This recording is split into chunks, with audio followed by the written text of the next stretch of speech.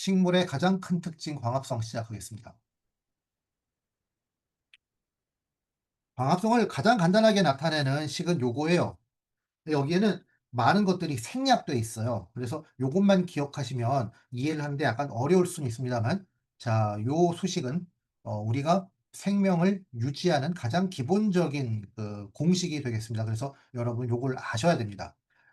과학성의 재료는 일단 물이 있죠. 물이 앞에 가야 되는데, 그리고 이산화탄소가 있어요. 물이 먼저 빈에너지를 받아서 전자를 내놓고 여기서 산소가 튀어나와요. 6개니까 6개가 나옵니다. 6개죠. 그러고 나머지 산소를 뺀 나머지를 가지고 이러쿵저러쿵 만들어 가지고서는 얘를 만드는 건데, 어 이걸 고대로 거꾸로 쓰면 어떻게 되냐 하면은 C 6, H 12, O 6 더하기 산소 6개는 6개의 물과 6개의 이산화탄소. 요렇게 고대로 거꾸로 쓸 수가 있죠. 요거는 뭐냐면은 미토콘드리아라는 어 세포 소기관에서 에너지를 얻어내는 공식이 돼요. 이거는 식물이든 동물이든 사람이든 뭐든 간에 이 공식대로 에너지를 내어 놓습니다. 산소 호흡을 하는 모든 것들이 이 식을 따라가죠. 자, 이 식을 잠깐 볼게요. 얘는 포도당입니다. 얘는 산소죠. 여러분, 누가 여러분 목을 졸르면 어떻게 돼요? 산소 공급이 안 되죠? 그럼 죽어요. 반대로 누가 여러분의 입을 막아버리면 탄수화물 공급이 안 되죠? 죽어요.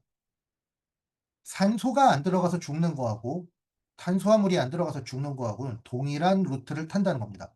그래서 만약 이것들이 안 들어갔을 때 일어나는 일도 굉장히 동일해요. 어떤 경우가 있냐면 뇌혈관이 막혀요. 중풍이라고 하죠. 뇌혈관이 막혀서 중풍이 되면 그 자리에 산소가 안 들어가기 때문에 그 자리에 뇌가 죽습니다. 물처럼 녹아버려요.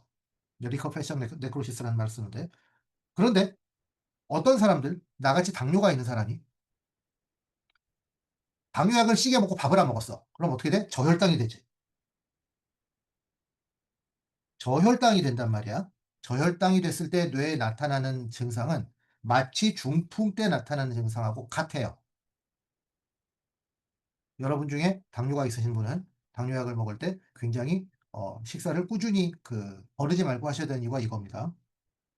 자, 생체에서 일어나는 모든 헌식은 광합성이든지 아니면 호흡이든지에 의한 에너지를 받는 거 굉장히 중요합니다. 그러니까 요 수식은 꼭 외워두세요. 어디에서 나오냐 하면 축산기사, 축산기사 2차 시험에서 이 문제가 나왔습니다. 다른 데서도 나올 수 있겠죠. 그래서 이것이 광합성이 생명을 이루는 에너지의 첫 번째 기초가 된다는 거하고요. 또 하나는 어 지구 생태계가 바뀌었어요. 산소라는 놈이 출현함에 따라서. 산소라는 놈은 어떻게 출현했느냐? 산소는 있잖아요. 돌멩이에도 들어있고 물에도 들어있고 세상 5만 군데 다 들어있는데 단 한 군데 대기에는 산소가 없었어요. 한 그 녹조가 출현하기 전까지는 대기에는 산소가 없었어요. 산소는 다 돌멩이 속에 들어 있었습니다. 돌멩이 속에 들어 있고 물 속에 들어 있고 뭐 이런 식으로 다른 분자 속에 결합해서 들어 있지 절대로 산소 기체로는 존재하지 않았었습니다. 그런데 끈적끈적한 바닷속에 있는 녹조가 생기면서 녹조가 스스로 어 광합성을 시작하면서 산소가 생기고, 산소가 생김으로 인해서 바다가 투명해지고, 바다가 투명해져 지고 밑으로 가라앉고 이제 부유물들이 밑으로 가라앉고 생명이 거기서 자라고 그 생명이 육지로 기어 올라오고 이렇게 지구의 환경이 바뀌었어요. 이렇게 지구의 환경이 바뀌는 걸 테라포밍이라고 합니다. 테라는 지역이란 말이죠. 맥주의 그 테라 맞아요. 테라를 포밍한 거죠. 그래서 테라포밍입니다. 테라포밍은 산소가 출현하면서, 즉 지구상의 광합성이 출현하면서 시작한 겁니다. 자, 요 얘기는 시험에 나오는 얘기는 아니고요. 광합성이 어떻게 일어나느냐를 그림으로 좀 보겠습니다. 이 그림은 아마 1학년 생물과학에 나오는 그림일 겁니다. 광합성은 어디서 일어나요? 엽록체에서 일어나죠. 요게 엽록체입니다. 엽록체는 특유의 구조가 있는데 일단 이중막 구조죠. 겉에 막이 있고 속에 막이 있어요. 겉에 막이 있고 속에 막이 있어요. 겉에 막은 세포질과 엽록체를 구분해 주는 경계 정도의 역할밖에 안 되지만 속의 막은 다른 놈입니다. 겉의 막의 주인은 세포예요. 세포에서 만들어 주는 물질입니다. 하지만 속의 막은 지가 스스로 만드는 물질이에요. 이 속의 막이 겉의 막이 있고요. 외막이 있고 내막이 안쪽으로 이렇게 말려 들어가 가지고 뭔가 이상한 구조를 만들어요. 동전이 쌓여 있는 것 같은 구조예요. 이 구조가 틸라코이드입니다. 오로지 엽록체 안에만 있는 엽록체의 독특한 구조고요. 이 틸라코이드는 다시 틸라코이드 바깥과 바깥, 틸라코이드 밖, 엽록체 아니죠. 엽록체로 봐서는 아니고 틸라코이드로 말하면 바뀌고 틸라코이드 바깥과 틸라코이드 안으로 구획됩니다. 이 틸라코이드 안과 밖에서 하는 일이 달라요. 그리고 광합성을 이루는 모든 것들은 이 막에 존재합니다. 틸라코이드 막에 존재해요. 그래서 엽록소는 B와 A가 있죠. 이 A 전자전달계 이런 것들이 전부 다 틸라코이드 막에 존재하고요. 틸라코이드 막의 바깥과 안의 환경을 다르게 해서 즉 농도 구배를 일으켜서 농도 구배 뭐로 인한 농도 구배냐? 수소이온이에요. 이 수소이온은 어디서 나오냐? 물을 광분해했을 때 산소는 산소로 빠져나가고 요 수소는 수소이온이 돼 가지고 수소 농도 구배를 만들어서 그 농도 구배로 인해서 ATP를 만들어내죠. 뭐 이런 식으로 구획을 짓는 그런 게 있는데요. 아무튼 여러분이 알아두실 건 엽록체 안에 있는 틸라코이드라는 구조가 있다. 첫째, 틸라코이드는 엽록체의 고유한 구조예요. 두 번째, 엽록체 안에서 일을 하는 모든 엽록소 등등 기타 등등 요소들은 전부 다 틸라코이드 막에 있는 거예요. 요렇게 막에 발을 잠그거나 완전히 담궈져 있거나 요렇게 담궈져 있어요. 요 두 가지를 이해하셔야 되고요. 그리고 이렇게 해서 광합성은 여기 인제 비대너지가 있죠. 비대너지로 인해서 일어나는 명반응입니다. 비대너지랑 상관없이 일어나는 깜깜할 때도 일어날 수 있죠. 그래서 사실 안반응이라는 말은 잘못됐는데 우리가 흔히 안반응이라고 말하죠. 명반응과 안반응으로 나눠집니다. 광합성은 명반응과 안반응으로 구별이 된다. 요 두 가지를 기억을 하시고 각각의 메커니즘 중에 꼭 알아두셔야 되는 걸 알아두셔야 되는 거예요. 다시 인제 요건 우리 교재에 있는 그림인데요. 교재에 있는 그림을 한번 봅시다. 180 페이지라고 되어 있네요.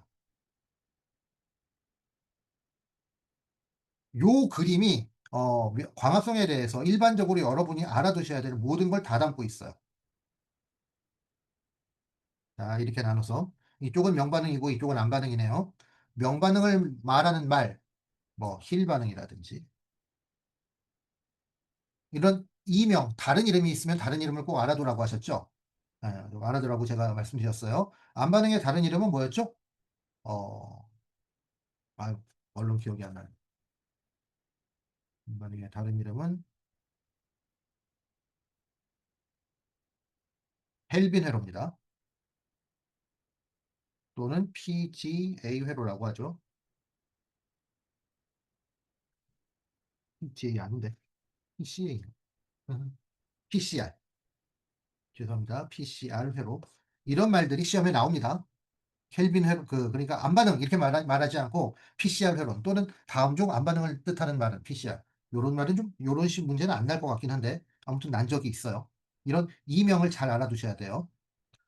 이렇게 명반응이랑 안반응이 나눠지는데 이 각각의 반응에서 하는 일이 달라요. 그리고 만드는 물질이 다릅니다. 그런데 요 명반응과 안반응을 안반응에서 만드는 물질이 요렇게 사실 순환해요. 그래서 거의 이 안에서 만들어지는 물질은 바깥으로 안 나옵니다. 딱 하나만 빼고는. 설탕이 나오죠. 설탕하고 산소 요게 나옵니다. 바깥으로. 요것만 나오고 나머지 물질은 이 안에서 다 돌아요. 다 돌리려면 뭘 에너지로 하느냐? 여기에 투입되는 건 햇빛과 물이 있습니다. 햇빛과 물이 있죠. 자, 그래서 각각의 반응에서 만들어지는 게 무엇이냐를 여러분이 알아두셔야 돼요. 각각의 반응에서 만들어지는 거 대표 선수로 자, 명반응에서 만들어지는 건 명반응은 물을 먹어 가지고 산소를 뱉어요. 첫 번째 나오는 건 산소입니다. 두 번째는 요게 이제 자세히 보셔야 되는데 ATP라는 놈하고 NADPH라는 놈을 만들어요. 자, 명반응이 만드는 건 산소, NADPH 하고 ATP 요 세 가지를 만듭니다. 요 세 가지를 기억하셔야 됩니다. 왜 기억해야 되냐? 요렇게 나오거든요. 명반응의 과정에서 생기는 것은 뭐다? ATP, NADPH 산소 요 세 가지입니다. 자, 여기서 조금 더 들어가면 NADPH라고 되어 있죠. NADPH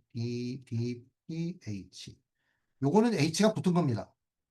H가 붙지 않은 상태에서는 어떻게 쓰냐면 NaADP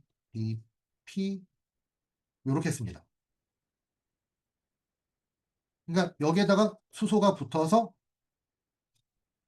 NADPH가 되는 거예요. 헷갈리시면 안 되는 건 다음 페이지에 다음 장에 호흡을 배우는데 호흡에는 NAD라는 놈이 나와요. NAD하고 NADPH는 일하는 데가 다른 겁니다. 얘는 호흡에서 나오는 거고 얘는 광합성에서 나오는 거. 헷갈리시면 안 돼요.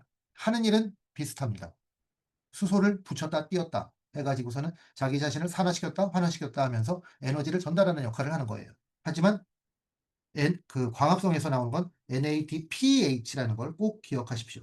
그래서 명반응에서 만들어지는 세 가지 ATP, NADPH, 산소.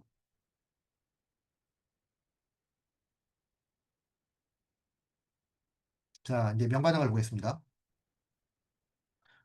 명반응은 빛을 받아들여서 나타나는 거죠. 빛을 받아들여서 뭐가? 엽록소가 빛을 받아들여. 엽록소는 어디 있다고 했어요? 틸라코이드 막. 틸라코이드 막에 있는 엽록소에서 빛을 받아들여 가지고서는 물을 광분해한 거예요. 물의 광분해. 자, 요 말을 꼭 기억하셔야 됩니다. 물을 광분해하는 것이다. 물을 광분해하면 어떻게 되냐? 좀 이따 나오겠습니다만, H2O를 광분해하면 일단 산소가 생기고요. 그러고 자, 산소가 빠져나가면 얘만 남잖아요. 얘는 다시 어떻게 찢어지냐면 수소 이온과 전자가 각각 두 개씩으로 찢어집니다. 요 수소 이온은 NADP가 낼름 먹어가지고 NADPH가 되고요. 요 전자는 요 전자는 정말 중요한 역할을 해요. 전자 전달계를 거치게 되거든요. 그래서 요 물을 광분해 한다. 요게 명반응 또는 다른 이름으로 힐반응. 왜 힐반응이라는 이름을 제가 말씀드리냐 하면 요게 제초제의 몇 가지 제초제의 중요한 작용 중에 하나입니다. 힐반응을 억제하는 거. 그래서 힐반응을 억제하는 약을 치면 물을 깃다 주면 빨리 죽어요. 자, 광합성의 명반응 과정에서 생성되는 것은 무엇이다? 명반응 과정에서 생성되는 것은 세 가지가 있죠. 산소, NADPH, ATP. 자, 요 세 가지를 꼭 기억하셔야 돼요. 그런데 ATP는 이제 한참 나중에 나오는 거니까 산소랑 NADPH. 자, NADH도 있고요. FADH2도 있어요. 얘네들도 비슷하게 산화 환원 과정을 통해서 에너지를 주고받는 역할을 하는 건데 각각 나오는 자리가 달라요. 여러분이 생화학 또는 생리학을 배우면서 제일 어려운 부분 중에 하나가 이런 겁니다. NADH랑 FADH2는 각각 크랩스 회로라는 회로에서 나오는 그런 것들이에요. 크랩스 회로는 나중에 호흡에서 나오는 그런 거고요. 어, 광합성에서는 NADPH라고 꼭 기억을 하셔야 됩니다. 명반응 과정에서 생성되는 거 세 가지라고 했죠. ATP, NADPH하고 산소 요거 꼭 기억하세요. 여러 번 말씀드렸습니다.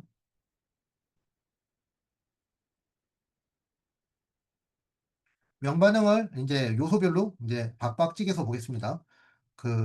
엽록소라는 게 있죠. 엽록소는 엽록소 A와 B가 있는데 엽록소가 뭔지는 여러분이 다 귀에 못이 박히도록 들으셨을 거지만 엽록소를 구성하는 성분은 지난 시간에 뭐라고 했죠? CHO하고 마그네슘이 들어간다고 그랬어요.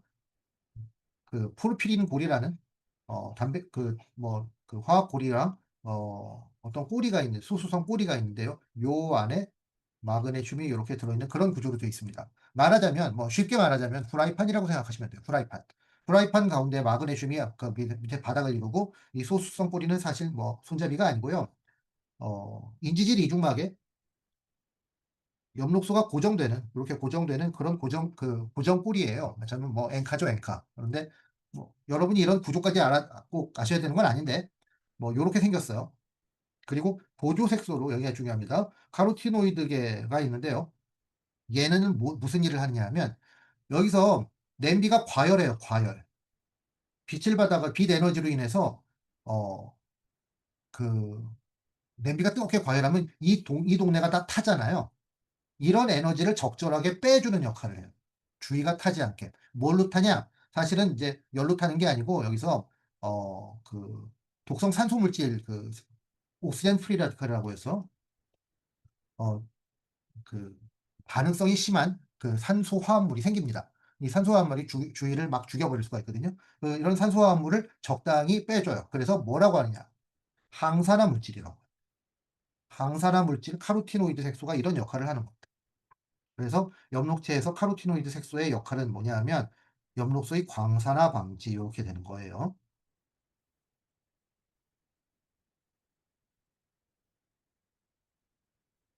자, 아까 말씀드린 엽록소의 구조가 이렇게 생겼어요. 포르피린 고리 안에 마그네슘이 들어 있고요. 긴 피톨 측쇠라는 게 있는데 꼬리가 있는데요. 이 꼬리는 기름에 들러붙게 돼 있는 그런 구조라서 인지질 이중층에 단단히 엽록소를 고정할 수가 있죠. 특징 뭐 여러분 기억하실 만한 건 적색광과 청색광을 주로 흡수한다는 거예요. 그리고 광에너지를 흡수해서 전자를 방출한다. 이 전자는 어디서 나왔을까요?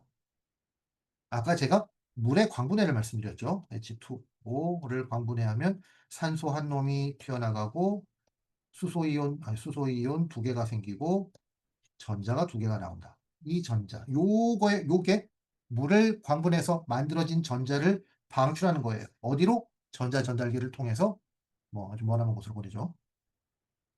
그래서 요게 시험에 나올 수가 있습니다. 자, 전자는 어디서 왔을까요? 물에서 온 거예요.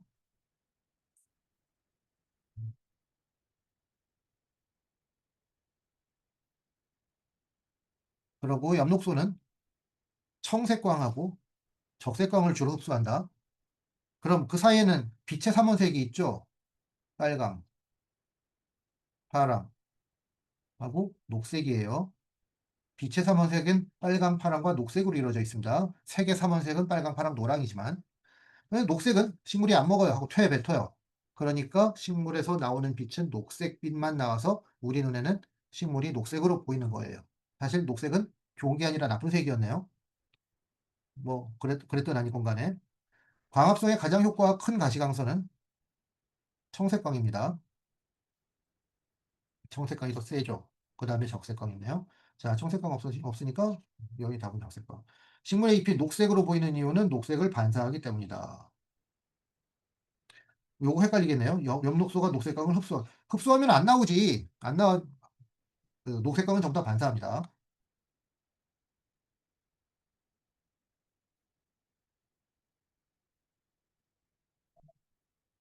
얘는 왜 이렇게 돼 있을까요? 안 적어졌네요. 엽록소는 흡수한 광에너지를 전자라고 전자를 방출한다. 자, 전자를 방출한다. 첫 번째는 물을 광분해서 산소를 만들었죠. 두 번째는 전자를 방출하는 거예요. 이 전자가 나가서 전자 전달계를 거치면서 ADP에다가 인을 붙여서 ATP를 만드는 겁니다. ATP는 생체 휘발유라고 제가 지난번에 말씀드렸어요. 고밀도 에너지를 집적하고 있는 생체 물질이거든요. 그래서 전자를 방출한다. 그럼으로 인해서 ATP를 만들어요. 이 ATP는 식물이 자라는 데 쓰는 ATP는 아니에요. 나중에 탄소를 고정하는 데 다 쓰여버리거든요. 하지만 아무튼 ATP를 만든다. 여기까지 아셔야 돼요. 그리고 이런 반응을 광화학 반응이라고 해요. 광화학 반응은 어 그냥 광합성에서 일어나는 반응을 아주 특징적으로 말하는 거예요. 다른 데서는 광화학 반응이 일어날 데가 없거든요. 그 구조는 뭐 여기서 인제 반응 중심 엽록소가 있고 안테나 엽록소가 있고 이렇게 돼 있는데요. 요걸 쪼끔만 간략하게 말씀드리자면 전체 구조는 요렇게 파라볼라 안테나 여러분 이제 그 집에 있는 무슨 테레비예요 그게? 뭐 하여튼 위성 안테나 그런 것처럼 생겼어요. 왜 이렇게 생겼느냐 하면은 빛이 아무리 많이 쬐도 광자는 몇 개 안 된대요. 이 몇 개 안 되는 광자가 염소는 어디에 부딪힐 줄 알고 염소는 어떻게 깔아놔 그래 가지고 접시를 만들어 놨어요. 어디에 와서 부딪히더라도 에너지를 여기로 모을 수 있게. 그래서 이 주위에 있는 염록소를 이 안테나 염록소라고 하고요. 요 중심에 있는 염록소를 반응 중심 염록소라고 한답니다. 여기까지는 그냥 휙 하고 알아두세요. 그래서 열들이 그 에너지들이 여기로 모여서 여기에서 달달달 달궈지면 여기서 전자 하나가 휙 튕겨 나가는 거예요.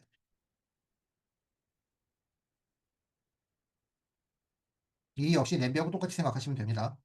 자, 이제 관계 2, 관계 1을 알아봅시다. 어, 요게 틸라코이드를 옆에서 잘라 놓은 그림인데요. 관계 1은 대개 틸라코이드의 중심부에 있어요. 관계 2는 틸라코이드의 중심부에 있고 관계 1은 가장자리에 있어요. 어떤 게 중요할까요? 사실은 관계 2가 중요하죠. 그래서 관계 2가 제일 먼저 전자를 내놓는 놈입니다. 에너지를 제일 많이 흡수하겠죠. 관계 2에서 그 전자를 내놓고 얘가 전자전달기를 거쳐서 관계 1으로 간 다음에 다시 관계 전자전달기를 거쳐서 그 에너지를 다 빨아먹게 돼요. 어, 요거까진 시험에 안 날 것 같습니다. 자, 엽록소가 분포되어 있는 장소는 어디인가? 틸라코이드막. 요 정도만 아시면 됩니다. 엽록소는 어디 있어? 틸라코이드막. 엽록소가 분포되어 있는 주된 위치는 틸라코이드막. 요 정도까지만 아시면 돼요. 관계의 구조 뭐 어쩌고 저쩌고 해가지고서는 뒤에 워크북 문제 하나 나오긴 하는데요. 그런 문제까지 여러분한테 요구할 것 같진 않아요. 자, 물의 광분해 여러 번 말씀드렸습니다. 물의 광분해에서 이 물이 산소가 나오는데 이 산소가 CO2에 있는 산소에서 나온 거냐, H2에 있는 산소에서 나온 거냐를 뭐 그 루벤과 홀트라는 사람이 방사성 동위원소로 실험을 했다고 하는데 요거 그냥 한번 쓱 읽어보시면 됩니다. 그래서 알고 봤더니 그 산소는 그러니까 산소에 있는 산소는 물에 있는 산소에서 나온 거더라. 뭐 요런 결론이 나왔다고 하고요. 여러분에게 중요한 건 이 광분해에서 물이 어떻게 뿌개지느냐를 여러분이 이해하셔야 돼요. 그래야지 요 전자가 나오거든요. 전자. 그죠? 전자가 대단히 중요해요. 산소는 어디에서 유래한 것인가? 물. 광합성 과정에 산소를 방출하는 물질은 그렇죠.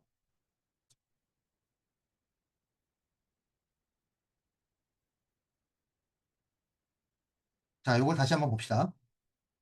여기가 틸라코이드 막이에요. 인지질 이중막에 단백질들이 둥둥 떠 있죠. 얘가 관계2고요.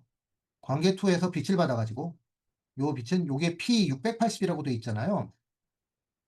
요거는 적에서 저기 적색광이에요. 적색광보다 좀 더 파장이 긴 놈은 원적색광이에요.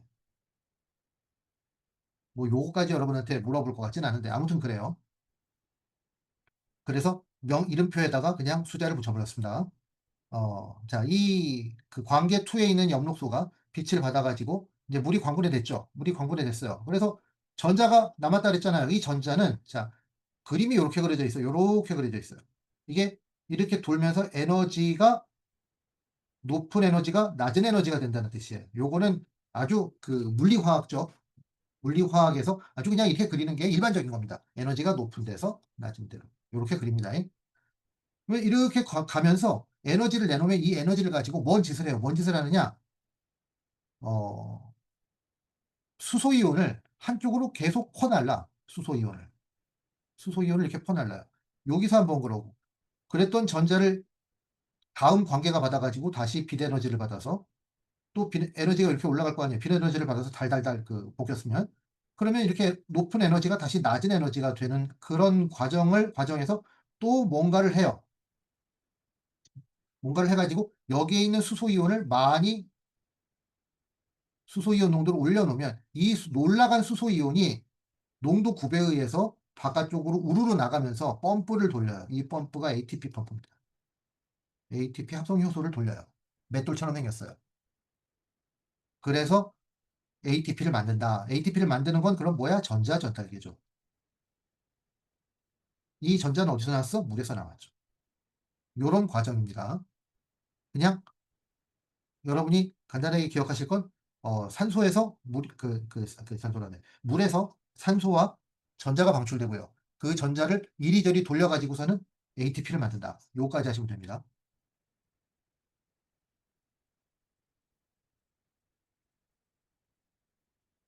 여기서 잠깐 인제 생화학인가요? 생화학적인 뭐 걸 하나 좀 얘기하면요. 어 빛을 받아 가지고 전자가 달달달 볶이면 탕 튀어나가요.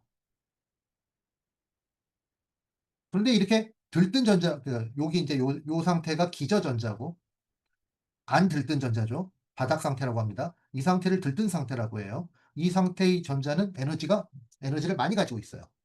이 많이 가지고 있는 에너지를 어떻게 유용하게 쓸 것인가. 세 가지 또는 책에 대한 네 가지 방법이 있다고 해요. 그냥 빛으로 다시 내보내든지 아니면 열을 내든지. 열을 내면 어떻게 되겠어요? 뜨뜻해지겠죠. 그런데 빛으로 내보내거나 열로 내보내면 에너지를 잃어버리는 거잖아. 에너지를 못 사용하고 잃어버리잖아. 그렇게 해서 잃어버리지 않으려고 이 세상에 존재하는 모든 생화학 반응 중에 가장 빠른 반응이 일어납니다. 그게 바로 광화학 반응이에요. 광화학 반응은 세상에 존재하는 모든 생화학 반응 중에서 가장 속도가 빠르다고 해요. 그렇게 해서 에너지를 빼돌리는 거죠. 네? 어디로? 전자전달기로 에너지를 빼돌리는 거야. 응? 내가 뒷돈을 받았으면 경찰이 와서 검문을 하기 전에 빨리 빼돌려야지. 어? 요새 텔레비전 보면 맨날 뉴스에서 돈 빼돌린 얘기가 그렇게 많이 나오대. 여러분이 그 사모님한테 들키기 전에 남편이 뒷돈이 생겼어요. 어떻게 하겠어요? 빼돌려야지. 그걸 광화학 반응이라고 해요. 세상에서 가장 빠른 반응이죠. 저도 이렇게 빨랐으면 마누라한테 맨날 뺏기지 않았을 텐데.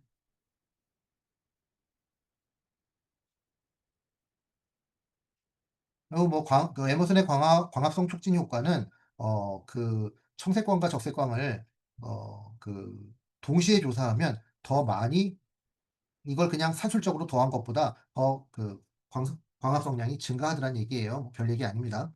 그리고 이 얘기 인제 아까 좀 전에 한 거죠. 광계2에서 빛을 받아 가지고 전자가 탕 튀어나오면 이렇게 에너지가 식는 걸 가지고 이 전자전달기가 이용을 해서 뭔가를 하죠. 그리고 탕 다시 올라가서 또 돌리는 걸 가지고 뭔가를 하죠. 뭐 이런 겁니다.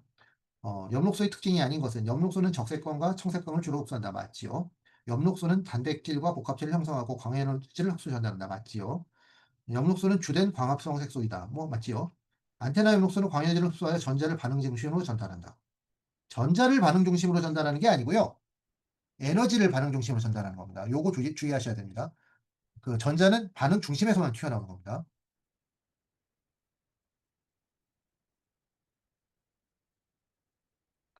자, 전자전달계에서 여러분이 뭐 아셔야 될 건 이 전자전달계를 돌려 가지고 에너지를 뽑아 먹는다.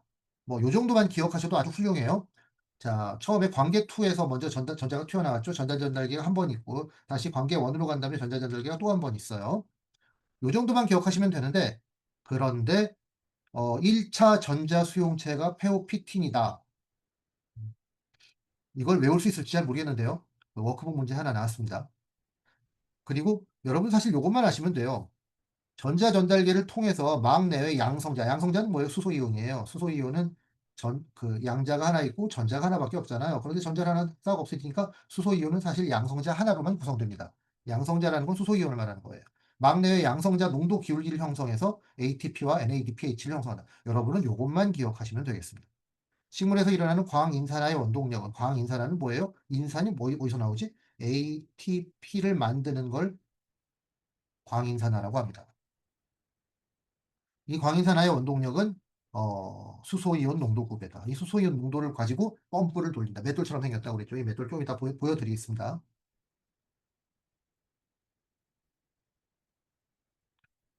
틸라코이드 막에 전자전달계가 분포한다고 했어요. 전자전달계만이 아니고 엽록소도 분포하고요. 전자전달계도 분포합니다. 그래서 요렇게 생겼어요. 아까 나왔던 그림이네요. 엽록소 광계2에서 만든 전자를 가지고 전자전달계의 여러 개의 단백질 복합체가 요렇게 줄로 요렇게 돼 있거든요. 그럼 요렇게 가면서 수소를 이쪽으로 퍼놓고 다시 요렇게 가면서 뭔가를 퍼놓고 그래 가지고 이 수소 농도의 9배 농도 차이를 가지고 ATP 합성 효소를 돌리는 겁니다. 여러 번 똑같은 걸 말하죠. 사실 나중에 말할 ATPase ATP를 가지고 뭐 다른 걸 하는 그런 효소들도 요렇게 생겼어요. 맷돌처럼 생겼습니다.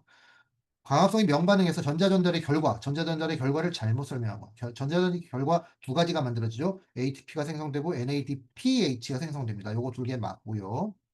그리고 틸라코이드 망 내외의 양성자 기울기, 수소 농도 이온의 수소 이온 농도의 기울기가 형성된다. 요것도 맞죠. 그런데 이산화탄소를 고정하는 건 명반응에서 할 일이 아니고 암반응에서 할 일입니다. 아시겠죠? 이산화탄소를 고정하는 건 암반응에서 하는 일이에요.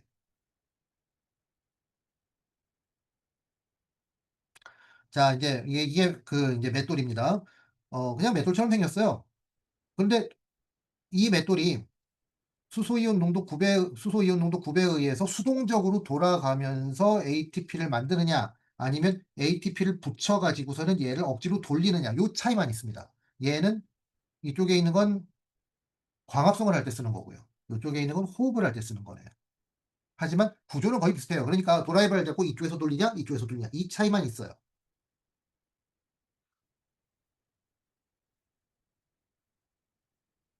그리고 아까 힐 반응을 억제하는 제초제 얘기를 잠깐 말씀을 드렸는데, 어 여러분이 잘 아시는 그라목손이라는 놈이 있죠.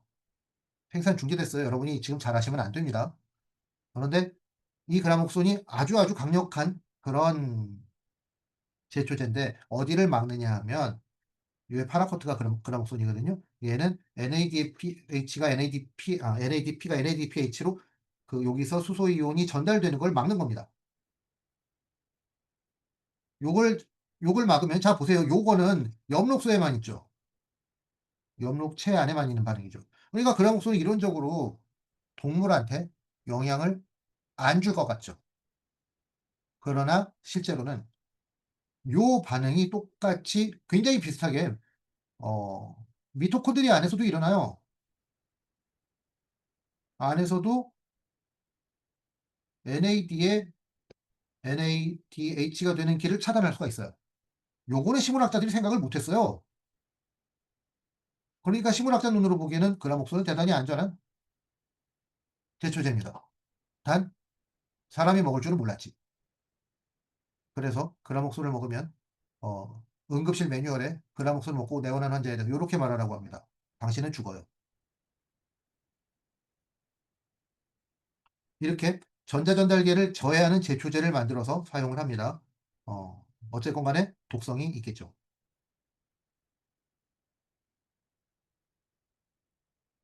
자, 아까 전자가 어디서 나왔다고 그랬어요? 요것만 이해하시면 명반응의 가장 중요한 부분을 이해하시는 겁니다. 물의 광분해에서 나오는 겁니다.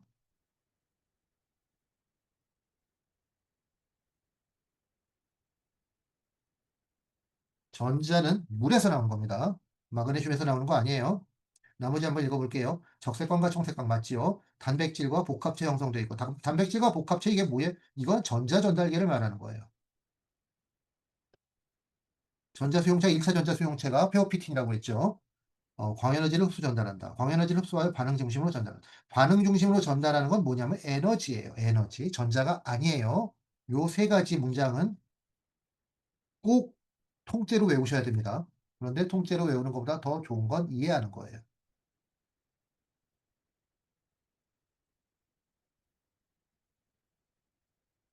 자, 암반응 들어가겠습니다. 이 암반응은 명반응보다 몇 배 더 중요해요. 몇 배 더 시험이 많이 난다는 얘기입니다. 암반응은 뭘 하는 거냐? 아까 명반응에서 만들어진 게 세 가지가 있었어요. 명에서 만들어지는 건 산소. 산소는 쓸데가 없어요. 날라갔어요, 이미. ATP하고 NADPH가 만들어졌죠. 요 재료를 가지고 이산화탄소를 주물딱주물딱 해서 포도당을 만드는 과정입니다. 이산화탄소는 되게 작을 거 아니야. 포도당 크다 많고. 그래서 작은 물질을 붙여서 큰 물질을 만들기 때문에 그런 걸 뭐라 그랬어요? 동화작용이라고 그랬죠. 어시밀레이션이라고 했어요. 동화작용. 뭘 가지고? 탄소를 가지고 해서 탄소 동화작용이라는 말이 여기서 나옵니다. 그런데 한 번에 짠 하고 만들어지는 게 아니라 당연하게도 어떤 과정을 거쳐서 나오게 되거든요. 그 과정을 여러분이 몇 단계로 나눠서 기억을 하셔야 됩니다. 1단계는 이산화탄소를 갖다 붙이는 거야. 뭐에다? RUBP라는 놈에다가 갖다 붙이는 거예요. 자, RUBP는 재료입니다. 그래서 RUBP는 어, 생산물이 아니고 재료야. RUBP라는 걸 하나 기억하셔야 되고요. 두 번째는 CO2를 붙여 가지고 RUBP에다가 CO2를 붙여서 제일 먼저 만들어지는 게 PGA라는 놈이다. 요걸 기억하셔야 돼요. 자, 그다음에 만들어진 PGA를 가지고 3탄당, 요게 인제 당이거든요. 3탄당을 만들어요. PGA는 중간 산물이고요. 1차 산물이에요. 그러니까 PGA는 존재하지 않아요. PGA는 3탄당을 만들어요. PGA를 가지고 3탄당을 만들어요. 그러니까 PGA는 아주 순식간에만 존재하겠죠. 그리고 나서 다시 RUBP를 재생하면 이게 3탄당이 두 개가 생기거든요. 곱하기 둘. 그러면 하나는 내보내고 하나는 다시 돌려. 요렇게 돌아와. 이게 켈빈 사이클, 켈빈 회로입니다. 그런데 여러분한테는 다른 이름으로 붙어 있는 건 꼭 외우시라고 했잖아요. 안반응은 켈빈 회로 또는 PCR 회로 또는 환원적 오탄당 인산 회로 뭐 이렇게 말을 하는데 PCR 회로라는 말이 환원적 오탄당 인산 회로를 줄인 말이기 때문에 우리는 이 말로 외우겠습니다. PCR 회로, 켈빈 회로. 자, 그래서 뭐는 계속 돌아가요. 한쪽에선 계속 돌아가고 이산화탄소가 한 번 들어가고 뭐 이산화탄소가 세 개가 들어가죠. 이게 세 개가 들어가서 그다음에 요게 G3P라는 놈으로 튀어나와요.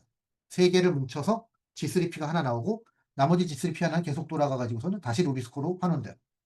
그냥 반쪽은 계속 돌고 반쪽은 나오는 거야. 반쪽은 돌고 그럼 여기서 이산화탄소 다시 들어가고 다시 나오고 탄소 다시 들어오고 다시 나오고 이게 뱅뱅뱅 돌아요. 이게 켈빈 회로라는 놈이에요. 이 켈빈 회로를 돌리는 가장 중요한 효소 이름이 나와요. 자, 효소 이름을 외워야 돼요. 루비스코 단백질.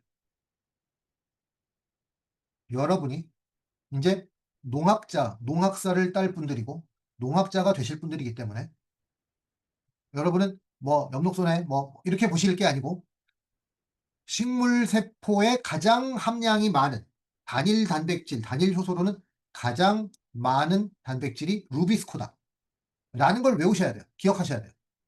루비스코는 뭐에 작용하는 놈이야? 암반응에 작용하는 놈이야. RUBP를 가지고 PGA를 만드는 단백질이 루비스코거든요. RUBP를 가지고 루비스코 단백질이 PGA를 만들어요. 자, 이 1단계 CO2 고정 반응은 이산화탄소 고정 반응 여러분이 암 반응에서 가장 핵심적인 반응이기 때문에 요거는 요게 나오는 세 가지 RUBP 나왔죠. 루비스코 단백질 나왔죠. PGA 나왔죠. 요 세 가지 말은 기억을 하셔야 됩니다. 두 번째 PGA 환원은 PGA가 두 분자의 G3P가 되는데 두 분자의 G3P가 돼서 하나는 반응을 계속 돌아가고 하나는 바깥으로 튕겨나가서 두 개를 뭉쳐서 포도당이 돼요. 뭐 이런 거가 있고요. 3단계 이제 루비스코가 재생되는 거고요. 자, 두 번이나 설명을 드렸어요. 똑같은 걸. 그걸 켈빈 회로라고 한다. 이 자세한 건 뭐 자세한 이름은 여러분이 잘 모르셔도 됩니다. 모르셔도 되는데 여기에는 PGA가 첫 번째 산물이고 바깥으로 나가는 산물은 G3P라는 삼탄당이다. 요거까진 기억을 하셔야 돼요. 이산화탄소가 고정되어 환원되는 과정을 안반응 과정이라고 하고요. 광합성의 주요 과정 안반응, 켈빈 회로는 안반응 또는 PCR 회로. 자, 그래서 이제 세 단계를 뭐 자세하게 설명을 하셨는데 이렇게 자세하게까지는 모르셔도 돼요. 하지만 외워야 될 게 있습니다. 꼭 외워야 될 게. 1단계에서 CO2가 들어가면 뭘 만드냐? PGA를 만든다. 요건 꼭 기억하셔야 된다는 얘기예요. 과학소의 안반응 과정에 생기는 것은 안반응 과정에 생기는 건 산소 ATP, NADPH는 명반응 과정에 생기는 거죠. 그 PGA가 뭐야? PGA 모르시면 안 돼요. PGA는 CO2 고정 1단계의 중간 산물입니다. 안반응 과정에 생기는 물질은 PGA.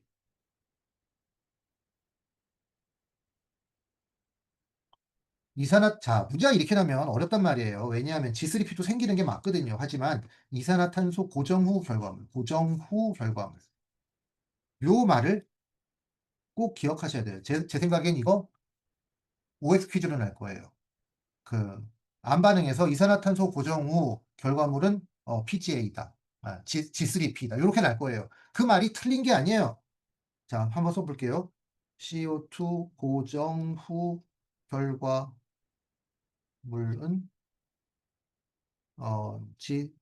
G3P이다. 여기에는 방대한 양이 생략된 거죠.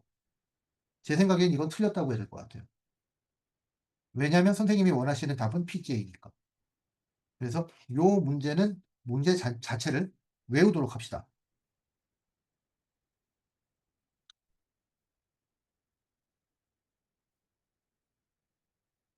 이제 광호흡이란 말이 나오는데 광호흡은 뭐냐면 어 열대 지방에서 열대 지방에서 식물이 잘 못 자라. 왜 못 자라냐? 너무 빛이 세. 너무 에너지가 세.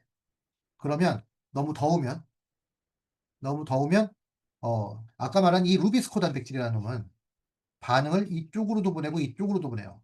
이런 걸 가역성이라고 하죠. 뒤집을 수 있다는 뜻이에요. 체내의 그게 몸이건 뭐건 간에 거의 모든 반응이 거꾸로 일어날 수도 있습니다.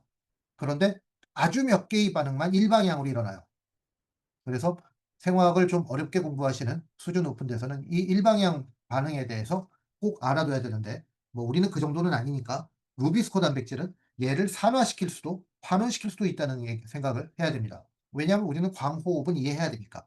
그래서 여름철 온도와 광도가 높을 때 이산화탄소는 기공을 닫아버려요. 왜냐하면 너무 온도가 높아가지고 식물이 말라버리니까 기공을 닫아버려요. 닫아버리면 잎 내부의 CO2가 농도가 감소해버리죠. 이미 다 써버렸거든 CO2는 광합성하는데. 그래서 CO2 농도가 감소해. 그럼 어떻게? 산소를 써. 산소를 써가지고 CO2를 지가 만들어. 이게 광호흡이에요. 이 광호흡을 하면 극단적으로 광합성 효율이 떨어지거든요. 그래서 이런 광합성 효율이 떨어지는 환경을 회피하려고 식물이 잔꾀를 낸 게 C4 식물이에요. 네, C4 식물은 거의 광호흡을 안 합니다. 광호흡은 호흡이잖아. 호흡은 어떻게? 산소를 써가지고 이산화탄소를 만드는 게 호흡이죠. 그러면 광호흡의 결과를 볼 수 없는 것은 광호흡은 산소 소비가 증가해요. 맞아요. 이산화탄소 발생이 증가해요. 맞아요. PGA 생산이 증가할까요? 아니죠. PGA는 광호흡에서는 하나밖에 안 생겨요. 반려비피에서는 두 개가 생기는데. 그 저기 그 광합성에서는 두 개가 생기는데 광호흡에서는 PGA는 하나밖에 안 생겨요. 그러니까 PGA 생산이 감소해요. 감소. 자, 어려운 문제죠. 그런데 이 그림을 이해하셔야 돼요. 이산화탄소를 고정하는 데 관여하는 효소는 아까 말했죠. 루비스코 단백질 요 이름을 외우자고.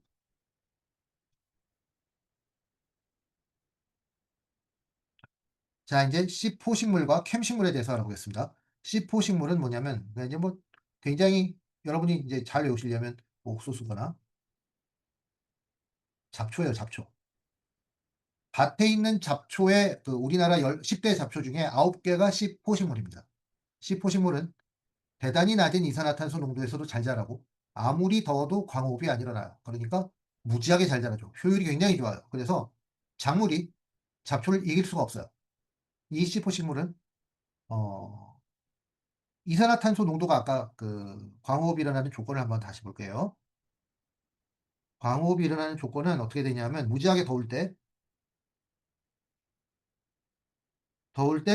어, 그 기공을 닫으니까 잎 내부의 이산화탄소 농도 이걸 이제 어려운 말로 이산화탄소 분압이라는 말로 합니다.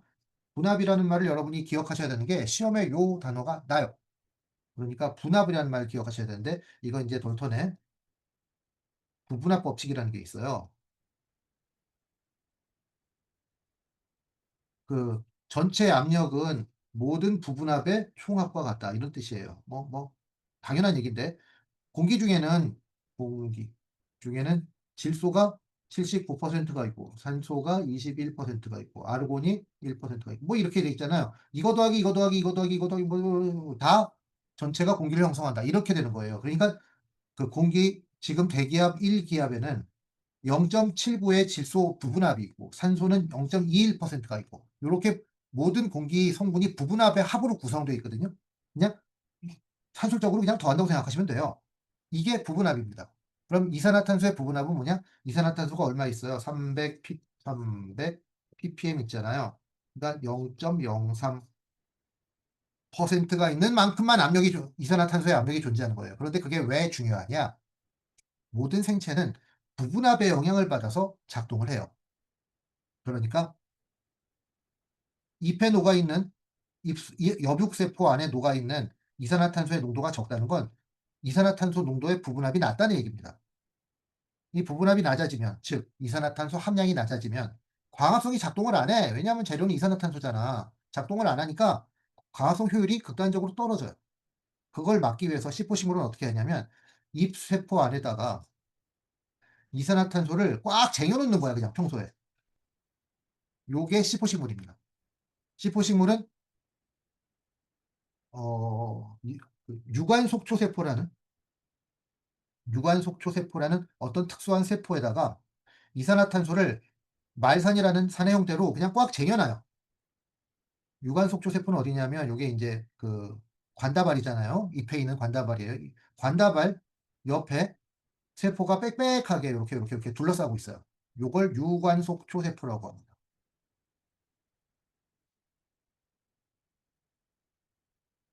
유관속이 뭐냐면 관다발이거든요. 초는 둘러싼 거예요. 그러니까 관다발을 둘러싼 세포죠. 이 관다발을 둘러싼 세포 안에다가 말산이라는 놈의 형태로 말산은 이산화탄소가 4 개가 달린 거예요. 그래서 C가 4 개가 있는 겁니다. 말산이라는 놈의 형태로 여기다가 이산화탄소를 꽉 재겨 놓는 거예요. 그러니까 언제든지 밤이건 낮이건 기공을 열었건 기공을 닫았건 얘를 쓸 수가 있어요. 이산화탄소 농도가 이산화탄소 부분압이 보통 엽육세포에 의해서 수백 배 높다고 합니다.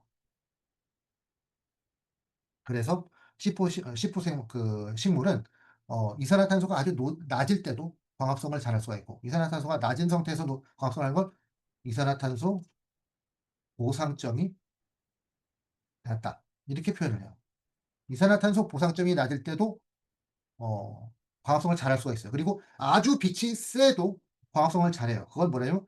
광포화점이 높다. 이렇게 표현을 합니다. 요 말이 시험 지문에 납니다. 이제 다시 한번 보겠습니다.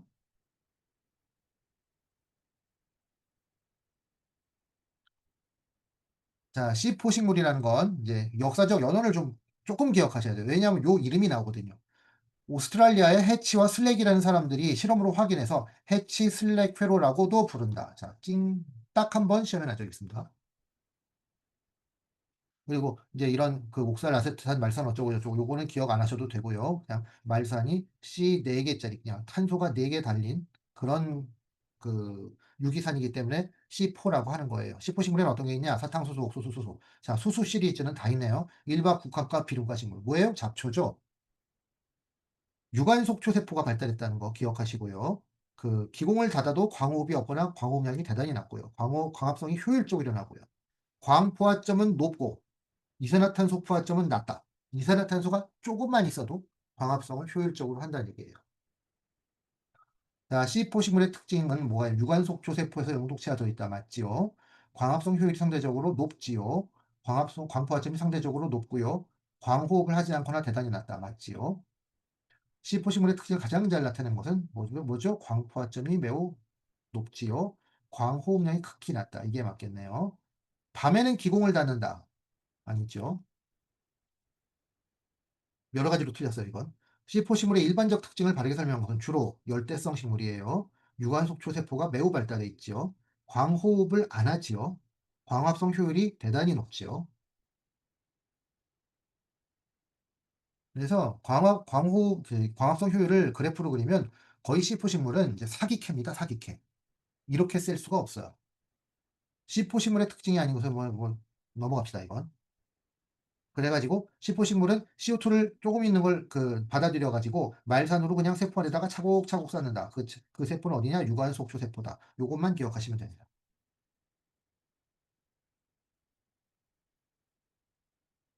그래서 그 다음 이건 캠식물이네요. 캠식물은 뭐냐면 자, 요게 또 어려운 말이 나옵니다. 크레슐라시안 엑시드 메타볼리즘. 크레슐라시라는 건 돌나물입니다. 그래서 돌나물과 라는 식물에서 먼저 발견해서 크레슐라시안 엑시드 메타볼리즘이라는 말이 있는 거예요. 그걸 줄이면 캠식물이죠. 시험에 어떻게 나냐 하면 크레슐산 대사. 자, 이게 무슨 말이야? 크레슐산은 돌나물산을 말하는 거고요. 이걸 줄이면 C, A, 크레슐은 C고요. 산은 엑시드니까 A고요. 대사 M. 캠식물을 말하는 거였죠. 이런 식으로 시험에 났었어요. 그래서 크레슐산이라는 말도 여러분이 알아두셔야 됩니다. 이 과목에서 난 건 아닙니다. 아마 제 기억으로는 원에서 났었던 것 같은데.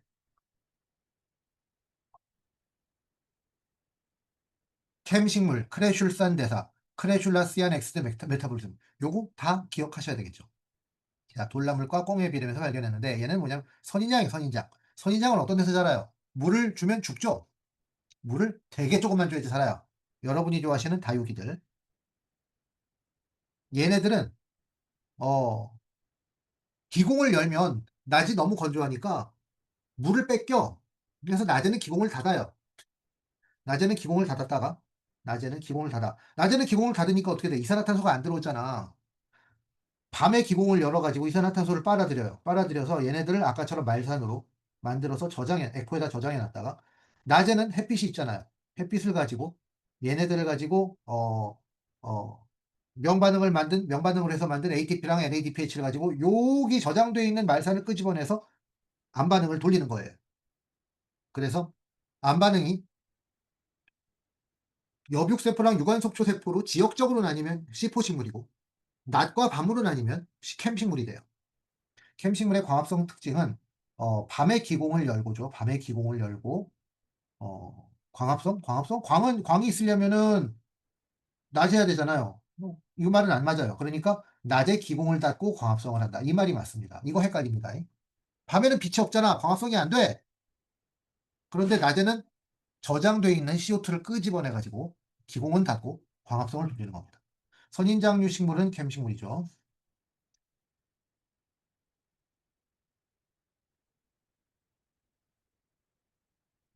자, 캠식물은 밤에 기공을 열고 낮에는 기공을 닫는다. 요거는 이제 여러분이 기억하시기 쉬울 거예요.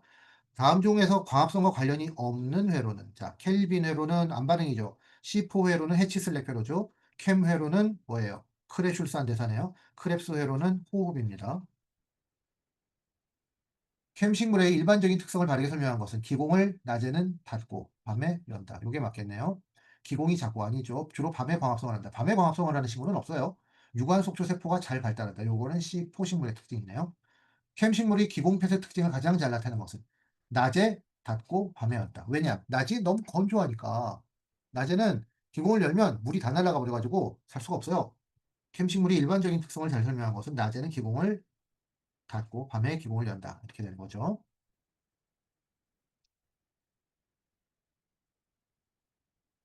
아까 설명한 걸 이제 캠식물과 C4 식물을 비교한 거예요. C4 식물은 공간적으로 분리를 한 거예요. 공간적으로 어떻게 유관속초세포와 엽육세포가 하는 일을 분리를 해가지고 어, 이산화탄소를 유관속초세포에다가 마일산의 형태로 축적을 하는 거예요. 그런데 캠식물은 낮과 밤을 갈라가지고 낮에는 기공을 닫아버리고 밤에 이산탄소를 받아들여가지고서는 축적을 했다가 낮에 쓰는 거예요. 공간적으로 같은 데서 쓰는 거예요. 제 기억에 요것도 OX 퀴즈로 난 적이 있는 것 같습니다. 낮과 밤으로 가르느냐 아니면 장소로 가르느냐 요걸 가지고 시험에 난 적이 있습니다. 이렇게 시포식물은 유관속초세포와 엽육세포의 공간적 구분을 하고요. 캠식물은 낮과 밤의 시간적 구분을 한다는 그 개념을 기억하시기 바랍니다. 광합성에 영향을 미치는 요인 요게 이제 광도, 광포화점, 이산화탄소 보상점 뭐 이런 말이 나오는데요. 좀 개념이 조금 어렵습니다만 자, 광합성이 얼마나 일어나느냐를 어떻게 계측하냐면 CO2 흡수량으로 계측을 할 수가 있어요. 그런데 밤에도 식물은 호흡을 하죠. 그러니까 밤에는 CO2를 방출한단 말이야. 0보다 아래쪽이야. 거기서부터 시작을 해가지고 빛이 비치기 시작하면 빛이 이제 점점 세게 비칩니다. 세게 비치면 처음에는 이산화탄소가 나오다가 방출이 되다가 이산화탄소 방출과 이산화탄소 흡수가 딱 아다리가 맞는 그런 지점을 보상점이라고 해요. 빛을 가지고 그걸 쟀으니까 광보상점이 되죠. 이 지점에서 광합성이 전혀 안 일어나느냐가 아니고 호흡하는 양이랑 어, 광합성하는 양이 일치해서 서로 플러스 마이너스 제로가 돼서 0처럼 보이는 거예요. 거기가 광보상점입니다. 그리고 빛을 더 세게 주면 세게 주면 세게 줄수록 그래프가 즉 광합성이 쭉 증가하다가 어느 선이 되면 광합성이 더 이상 증가하지 않아요. 증가하지 않아요. 증가하지 않는 그 선을 광포화점이라고 합니다. 그러니까 광합성은 광보상점서부터 양의 값이 돼 가지고 광포화점까지 요만큼만 광합성이 일어나겠죠. 그러니까 빛을 아무리 세게 줘도 어떤 점 이상은 광합성이 더 많이 일어나지 않는데, 그런데 C 포식물은 한없이 올라가요. 광포화점이 대단히 높아요. 그래서 C 포식물은 강광에서 생산성이 매우 우수하겠죠.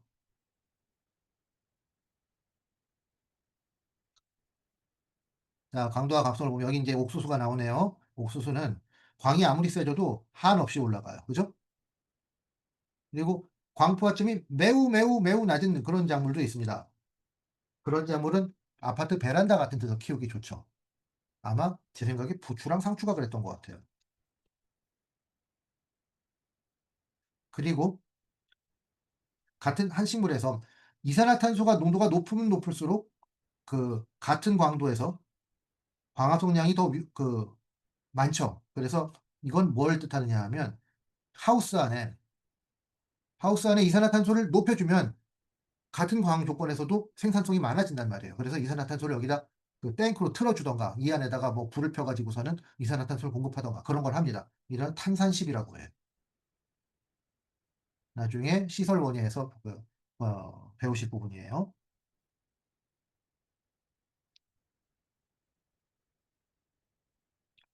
그리고 이산화탄소 농도로는 어떻게 되느냐? 요게 이제 중요한데요. 자, 요 그래프를 기억을 하셔야 됩니다.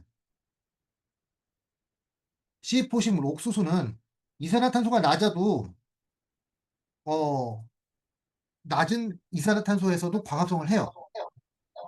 그리고 이산화탄소가 많지 않아도 누가 마이크를 켜셨네. 좋습니다. 이산화탄소가 많지 않아도 광합성을 잘해요. C3 식물은 이산화탄소 보상점도 높고, 그러니까 이산화탄소가 많아야지 광합성을 시작할 수 있고 이산화탄소 농도에 계속 영향을 받아요. 그런 뜻입니다. 그러니까 C 포식물의 그 두 가지 특징이 있는데 1. 광포화점이 높죠. 2번 이산화탄소 보상점이 낮아요. 이 두 가지는 기억하셔야 됩니다. 이거 헷갈릴 수 있는데 C 포식물은 이산화탄소를 지몸 안에 축적을 하는 힘이 있기 때문에 낮은 이산화탄소에서도 잘 견딜 수 있고, 같은 이산화탄소 값이면 광이 세도 광호흡이 안 일어나요. 요건 광호흡에 관한 얘기고 요거는 이산화탄소 농도에 관한 얘기입니다. 그래서 여기 이제 세포 내 CO2 분압이란 말이 나오잖아요. 이 분압이 무슨 뜻이냐면 그냥 CO2가 많냐 적냐 요걸 얘기하는 겁니다. 별 얘기 아니에요. 세포 내 CO2 분압이 낮아도 C 포식물은 광합성을 많이 하는 겁니다. 그런데 C3 식물은 이산화탄소 분압이 낮으면 광합성을 못해요. 그런 차이가 있습니다. 왜냐? C 포식물은 몸 안에 이산화탄소를 축적하기 때문에 그래요. 말산이라는 형태고. 그러니까 이산화탄소 분압이 낮아도 탄소가 없는 게 아니죠. 이미 꽁쳐가지고 다른 형태로 다 가지고 있는 거예요. 뭐 주식이나 뭐 이런 거 아니면 금괴 같은 걸로 갖고 있는 거예요. 그리고 온도와 광합성에서 온도는 뭐 식물에 따라 다르다. 자, 요것만 기억하시면 돼요. 요 그래프를 기억하시려고 할 필요 없고 식물 종류에 따라서 광합성 효율이 다르다. 요것만 기억하시면 되겠습니다. C4식물의 특징으로 옳지 않은 것은 C3 식물보다 유관 속초 세포의 엽록체가 발달되어 있다. 맞지요? C3 식물보다 광포화점이 높다. 맞지요? 자, 그런데 답은 뭐 쉽게 돼 있어요. C3 식물보다 이산화탄소 보상점이 높으냐 낮으냐. 그래서 이산화탄소는 C4식물은 몸속에 가지고 있다 그랬으니까 보상점이 낮아도 괜찮아요. 그러니까 답은 3번, 틀린 건 3번이고요. 다시 한번 C4식물은 광포화는 높고요.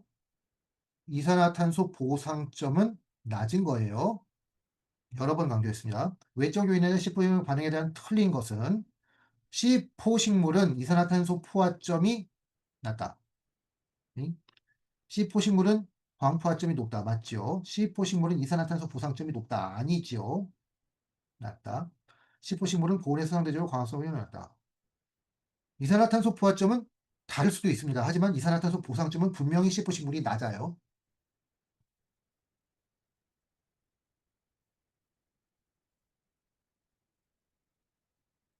외부 환경과 광합성의 관계에 대한 설명이 옳지 않은 것은 생육 저온에서 약광 조건보다 강광 조건에서 광합성 효율이 높다. 맞겠죠?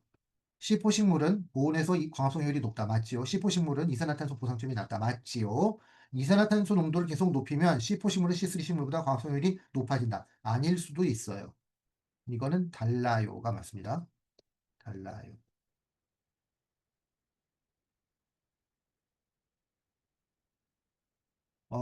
내적 요인, 외적 요인은 됐고요. 그냥 지나가는 말로 요거 한번 보겠습니다. 식물이 물을 흡수하잖아요. 물을 흡수해서 대부분의 물을 증산으로 날려보냅니다. 자, 이런 짓을 왜 할까요? 광합성에 이용하는 물은 전체 흡수한 물의 1%도 안 된대요. 그럼 나머지 99. 몇 %의 물은 흡수해서 다 날려보내요. 왜 이런 짓을 할까요? 왜 이런 짓을 하느냐 하면 식물이 흡수해서 증산 응집력설에 의해서 빨아올려서 잎에서 증산으로 날려보내는 대부분의 물은 식물에서 피의 역할을 합니다. 피는 운반자죠. 가령 일례로 그 식물이 흡수하는 모든 무기양분은 물에 녹아있는 상태로 흡수하죠. 그래서 물이 중요하고요. 물이 중요한 두 번째는 잘 안 녹는 그런 원소가 있어요. 잘 안 녹는 무기양분. 대표적인 게 칼슘입니다. 칼슘은 가물면 칼슘 결핍이 일어나요. 칼슘이 안 움직여. 안 빨아올려져. 그래서 칼슘 결핍이 일어납니다. 이 물은 대부분의 물은 운반자 역할을 하는 거예요. 그 부분을 기억하세요. 그래서 광합성에 사용하는 물은 흡수한 물의 1% 이하예요. 하지만 그것조차도 기공이 닫히면 광합성이 억제돼요. 자, 그럼 여기서 이런 퀴즈 한번 내봅시다. 여기에 물이 많으면 광합성이 잘 일어나겠죠? 그런데 여기는 물이 가물고, 여기는 습도는 높아. 습도는 높고 땅은 가물었어. 그럼 광합성이 일어날까요? 안 일어날까요? 답은 안 일어난다예요. 왜냐하면 얘가 여기서 빨아올려서 여기서 증산을 일으키려면 여기는 건조하고 대기는 건조하고 흙에는 수분이 많아야 돼요. 그래서 물의 포텐셜에 의해서 이게 이렇게 올라가는 힘이 생겨요. 수분 포텐셜에 의해서 올라가는 힘이 생겨요. 공기 중에 있는 습도는 아무리 높아도 첫째, 식물이 이용 못하고 두 번째로는 증산작용을 방해합니다. 증산이 안 돼. 그러니까 공기 중에 습도가 높아도 땅이 메마르면 식물이 물을 빨아올릴 수가 없어요.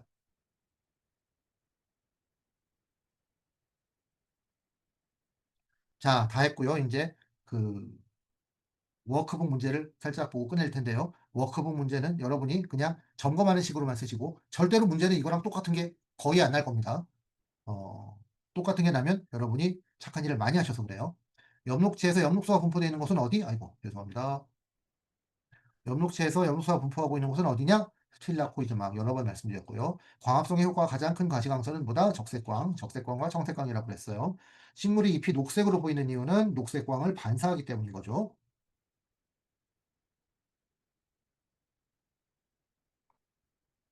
광합성 명반응에서 생기는 물질 세 가지 기억하시자고 했습니다. 산소가 나오고요. NADPH라는 놈이 나오고요. ATP를 생산한다고 했죠. 요 세 가지 꼭 기억하십시다. 산소는 어디에서 유래한 것인가? 물의 광분해라고 했죠. 그래서 세 가지가 나와요. 산소가 나오고 수소이온, 즉 양성자가 나오고 전자가 나와요. 이 전자 역시 물에서 나온 겁니다. 방출된 전자를 가장 먼저 받는 1차 전자 수용체는 페오피틴이라고 했는데요. 이런 문제는 뭐 좋지 않죠. 켈빈 회로의 다른 이름들 다 기억하시라고 했습니다. 켈빈 회로는 안 반응에 쓰이는 거고, PCR 회로 또는 뭐, 환원적, 이름도 기억 못하겠네요. 켈빈 회로의 또 다른 이름, PCR 회로, 여기 있네요. 광합성이 안 반응해서 생기는 것은, 안 반응해서 생기는 것. 자, 안 반응 세 가지 단계가 있다고 했어요. CO2의 고정, 두 번째는 PGA 환원, 세 번째는 RUBP 재생성. 이 세 가지 단계별로 최종 산물이 뭐냐? 이산화탄소 고정의 최종 산물은 PGA고요. PGA 환원의 최종 산물은 G3P라는 삼탄당이라고 했어요. 그리고 알루미늄 재생산 이렇게 되고요. 요 세 가지 단계는 여러분이 기억하셨으면 좋겠습니다. 왜냐하면 OX 퀴즈로 나기 참 좋은 문제라서 그래요. C4 식물의 일반적인 특징을 바르게 설명한 건 C4 식물은 주로 열대성 식물이고요. 광호흡이 안 일어나죠. 유관세포가 굉장히 발달해 있고요. 광합성 효율이 굉장히 높죠. 선인장류는 뭐예요? 캠식물이죠. 답이 여기 나왔네요. 캠식물의 광합성 특징은 안반응을 낮과 밤으로 나눈 거라고 그랬어요. 그래서 낮에 기공을 닫고 왜냐하면 선인장이 낮에 기공을 열면 말라 죽겠죠. 밤에 기공을 연다 요거예요. 끝났네요.